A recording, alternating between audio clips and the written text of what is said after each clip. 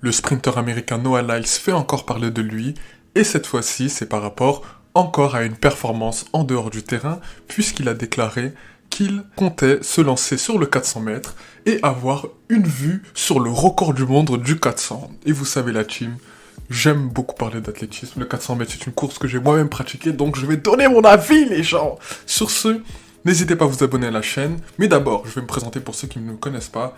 Hey la team, c'est Fisco James. C'est Fisco James, on parle d'actualité politique, sociale et sportive. Donc, si jamais ces contenus te plaisent, n'hésite pas à t'abonner. Surtout si t'aimes l'athlétisme, abonne-toi parce que justement en France, il y a peu de personnes qui parlent d'athlétisme. Et je vais faire partie des gens qui vont démocratiser l'athlétisme. Donc si ça te plaît, n'hésite pas à t'abonner et à partager. C'est très important. Surtout lâcher un pouce pour montrer que vous aimez la vidéo. Donc, on va parler de Noah Lyles. Parce que les gens, vous avez vu comme moi le parcours de Noah Lyles lors de ses JO à Paris.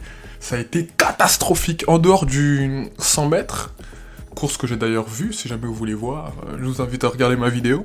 Sachez que en dehors de son 100 mètres, où il a remporté la course à quelques millièmes près, face à Kishen Thompson, le reste a été dramatique. Déjà pour commencer, son 200 mètres, je pense que vous l'avez tous en tête, on va pas forcément épiloguer longtemps dessus, mais son 200 mètres était désastreux. Sachant que, faut savoir que lui, depuis Eugene, en 2022, il explique partout que oui, il va battre le record de Usain Bolt, lui, nanana, il est chaud. Sauf que là, pour le moment, il plafonne à 19,30 et depuis, il est dans les 19,50-60, je l'ai jamais vu au-dessus. Et sur 100 mètres, au début de l'année, lui et Fred Curly, ils expliquaient comme quoi ils allaient taper le record, voilà, ils visaient le record de Usain Bolt sur 100 mètres. Ah là là là là, en fait, que des paroles. Et en plus, cette Olympiade, elle a montré, parce que le relais 4x100 américain n'a même pas fini la course, il a été disqualifié parce qu'ils ont eu un mauvais relais. En fait, toute cette Olympiade montre à quel point gagner le 100, gagner le 200 et gagner le 4x100 dans une Olympiade, c'est chaud. Usain Bolt l'a fait 3 fois, les gens. 2008, 2012, 2016. Et eux, là, qui sortent de nulle part, entre guillemets, qui commencent à bouger partout. Oui, Usain Bolt, non, non, non. Non, les gars. Je sais que Usain Bolt, c'est le greatest. Donc du coup, quand on veut être le meilleur, on s'en prend au greatest. Mais essayez de voir un peu à votre niveau, vous voyez. Parce que Noah Lyles, par exemple, sur 100 mètres, même Fred Curly, au-dessus d'eux, c'est pas encore eux qui ont le record des États-Unis, vous voyez. Il y a quand même Gatlin devant, il y a encore Coleman, il me semble que Coleman, il a fait un meilleur temps qu'eux encore. Et il y a aussi Tyson Gay, 969. Donc, arrêtez, les gars, arrêtez. Le jour où tu battras déjà les anciens records de, comment il s'appelle, de notre frère Tyson Gay, tu pourras venir parler avec Usain Bolt. Mais tant que tu n'as pas Tyson Gay, et tant que tu n'as pas Yohan Blake, tu ne peux pas parler à Usain Bolt, tu comprends? Et là, monsieur se lance dans le 400 mètres. Et déjà, il faut savoir qu'il a échappé aux 200 mètres parce qu'il a eu peur de Letsile Tebogo. Parce que Tebogo, on va pas se mentir, il est très très fort. Hein. Très fort. Et Noah Lyles, vu qu'il parle beaucoup, et même Tebogo, il a dit en interview, je ne peux pas représenter l'athlétisme parce que je ne suis pas... En gros, lui, c'est un taiseux, alors que Noah Lyles, c'est un mec qui parle beaucoup et qui est arrogant. I'm not arrogant like Noah. C'est exactement ce qu'il a dit, et c'est ça. Noah Lyles, il est trop arrogant, trop prétentieux. Il parle trop, on entend beaucoup trop parler de lui en dehors du terrain, et ça, c'est pas bon.